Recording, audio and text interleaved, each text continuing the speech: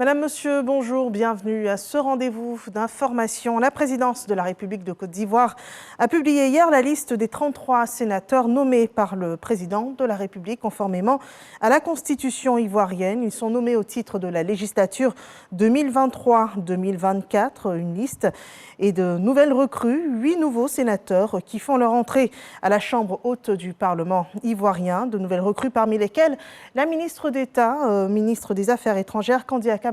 Je vous invite à suivre ce téléma. Le président de la République, son Excellence M. Alassane Ouattara, a procédé ce lundi 9 octobre 2023 à la signature d'un décret portant nomination des 33 sénateurs, conformément à l'article 87 de la Constitution.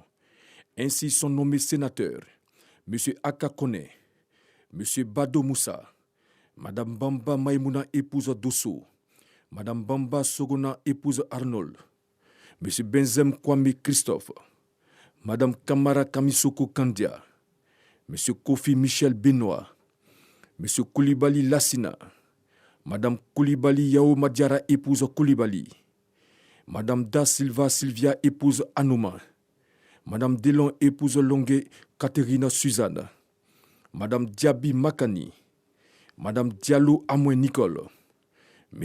Ewi Koutoua Bernard, M. Ekra Kwaku Antoine, Mme Gabala, épouse Dao Mariam, M. Kanou Mamadou, Mme Konaté Bindou, M. Konaté Lamine, M.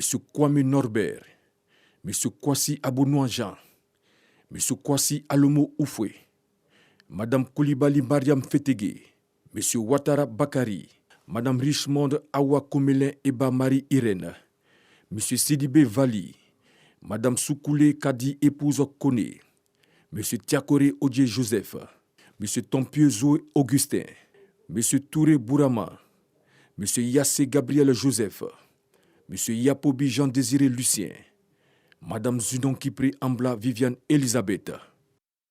Autre actualité de ce 10 octobre, c'est la journée mondiale de la santé mentale en Côte d'Ivoire. La dépression représente une consultation sur 5 des services de psychiatrie adulte et 10% des cas suivis en psychiatrie de l'enfant. 3 cas de santé mentale sur 4 sont liés à des prises de médicaments selon le ministère de la Santé. Et s'il y a une solution à cette affection qui n'est pas physique mais psychique, c'est l'insertion sociale. Elle contribue fortement à recouvrer la santé mentale. Retrouvez dans nos prochains journaux le processus de prise en charge de ces personnes atteintes de maladies mentales, précisément dans la ville de Bouaké.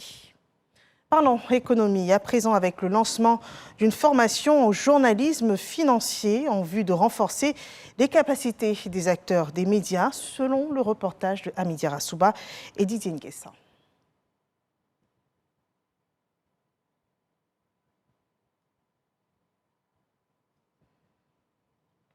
Actualité hors de chez nous, au Libéria, ce 10 octobre, c'est jour de vote. Il s'agit d'élections générales, sénatoriales, législatives et présidentielles.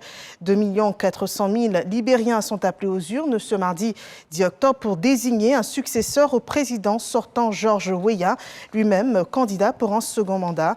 Il est face à 19 autres candidats pour le premier tour de l'élection présidentielle.